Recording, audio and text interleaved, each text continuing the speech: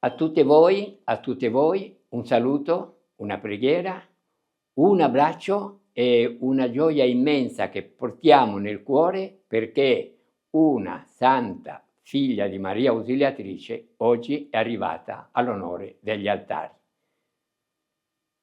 Sono veramente contento, per me è a dream, un sogno che si è realizzato in un periodo così breve. Mai avrei pensato, essendo vivo, di vedere questo giorno in cui Sor Maria, a livello mondiale, il Signore la mette come guida, come maestra e come esempio a ciascuno di noi.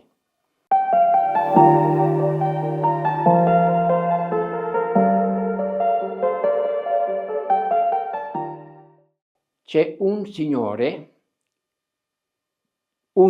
in modo particolare, che è nato orfano e non ha mai ricevuto affetto, non ha mai ricevuto un sorriso, vorrei dire, da nessuno.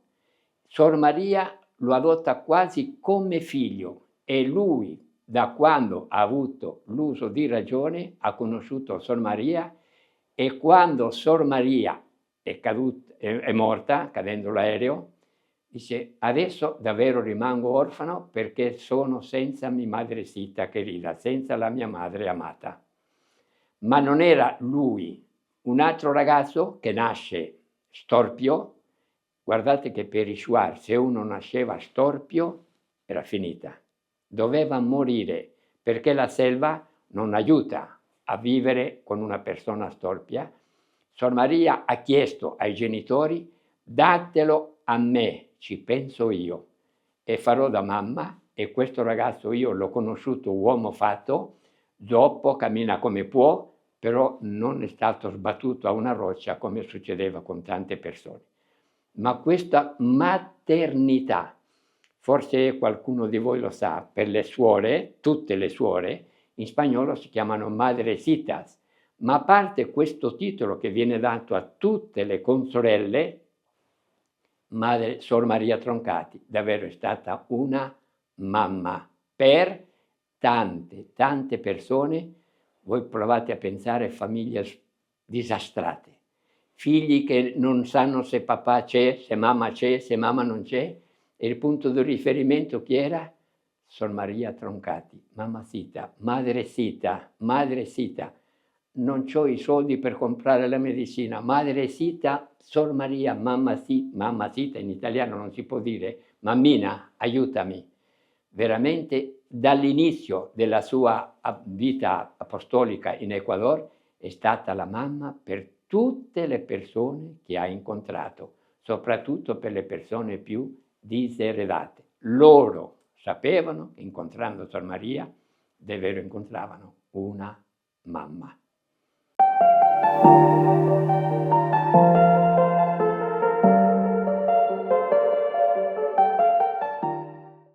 Guardate, non è un ricordo, i ricordi veramente si assommano uno all'altro. Il ricordo più forte che ho è quando è stata incendiata la nostra missione a Sucua e i nostri confratelli sacerdoti praticamente per salvarsi si sono dovuti buttare giù da 4 metri di altezza. La casa in 20 minuti è andata distrutta, ma loro si sono salvati tutti. E Sor Maria ha asciugato le lacrime del nostro direttore, oggi Monsignor Pedro Gabrielli, ha asciugato le lacrime del padre Sciusca, un uomo provato fino alla fine perché la cosa era uccidere lui. Ma ciascuno di noi, soprattutto le ragazze nell'internato, avevano in Sor Maria veramente una mamma. E questo momento così duro, così difficile, lei si avvicina al direttore, pensate, non ha salvato niente, neanche i soldi, non si preoccupi, che la sua biancheria ci pensa Sor Maria, che lei è stata veramente l'angelo custode, forse nel momento più difficile che ha vissuto non la casa di Sucua, ma tutta la popolazione di Sucua. Grazie Sor Maria, che davvero sei stata mamma, sei stata un angelo custode non solo per i salesiani, ma anche per tutta la popolazione di Sucua.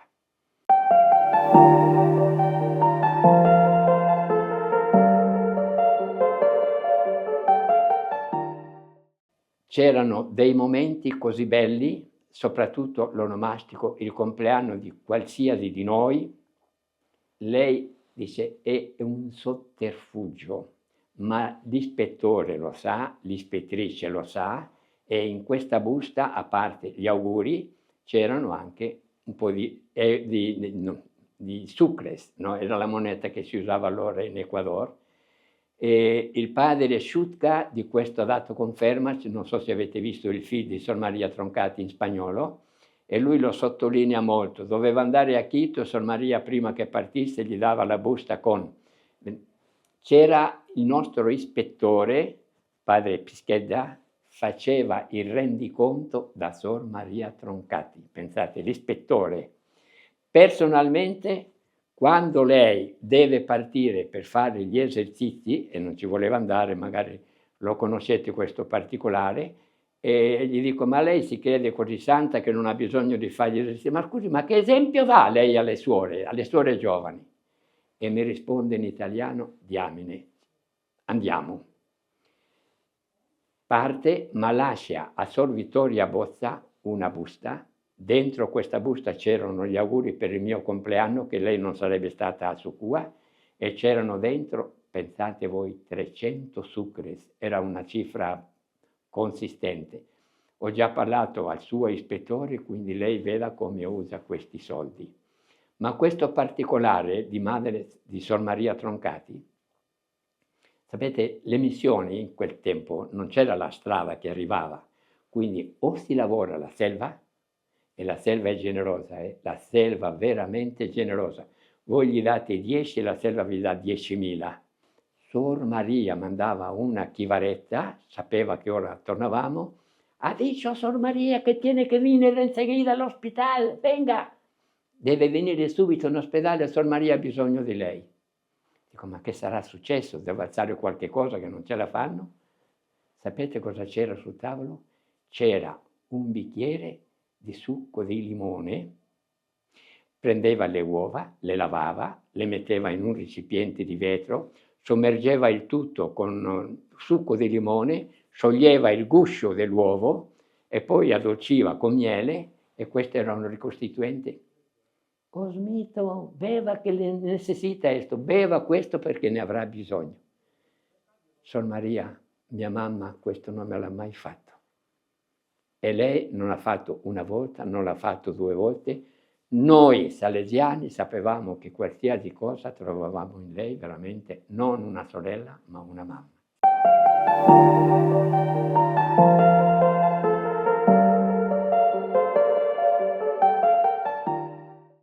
Guardate, è facile rispondere a questa domanda perché io ho 4, voi non lo vedete, state guardando me adesso, ma io di fronte ho delle consorelle e io chiedo, non rispondete, chiedo, tu come ti chiami? Tu sapete qual era? Io mi chiamo Gesù, io mi chiamo Gesù, io mi chiamo... Questa persona che lei ha davanti è Gesù. Può essere l'ispettore, l'ispettrice, può essere Monsignor Comì, può essere l'ultimo Shuar, può essere la persona più, è giusto diseredata in italiano, la persona più diseredata, e questo era Gesù. Più la persona è bisognosa, più Sor Maria era mamma per queste persone. E questo, guardate, non è facile poterlo capire, ma finché noi non capiremo questo, non capiremo il Vangelo di questa mattina. Avevo fame, mi hai dato da mangiare. Avevo sete, mi hai dato da bere. Ho bisogno delle medicine, Sor Maria, ma non ho i soldi. Sor Imelda ha detto che se non ho i soldi le medicine non le prendo. Tranquilla, amichita, non ti preoccupi, stai serena, figlia mia. Tranquilla che la medicina te la prendo io. E quante persone potrebbero dare testimonianza di questo? Perché? Perché quella persona che hai davanti non è Pinco Pallino, non è fulana, quella persona che tu hai davanti, da quando lei è entrata a fare la missionaria, quella persona che tu hai davanti è Gesù. Una volta che noi abbiamo incarnato questo, saremo santi come lei. Abbiamo una falsa riga, lui è già arrivato agli altari. Di chi sto parlando? Di Artemide Zatti. La persona che c'ha davanti Artemide chi è? È Gesù. Consorella, ce l'ha un vestitino per Gesù bambino? E Sor Maria ha vissuto in questa falsariga di Artemide Zatti. Il giorno che noi capiremo che non abbiamo una persona davanti, abbiamo Gesù, siamo arrivati alla santità, come è arrivata lei. Viva Sor Maria, grazie per l'intervista, la preghiamo insieme perché tante consorelle possano camminare su questa scia luminosa per arrivare a fare del bene e salvare tante anime, soprattutto quelle che sono più lontane da Dio. Chiudo. Sor Maria muore, dovevano fare l'autopsia, ma lei aveva preveduto, gli aveva detto prima ancora, il mio corpo non lo toccherà nessuno. Il medico che doveva fare, il medico del governo che doveva fare questa autopsia, io non la tocco.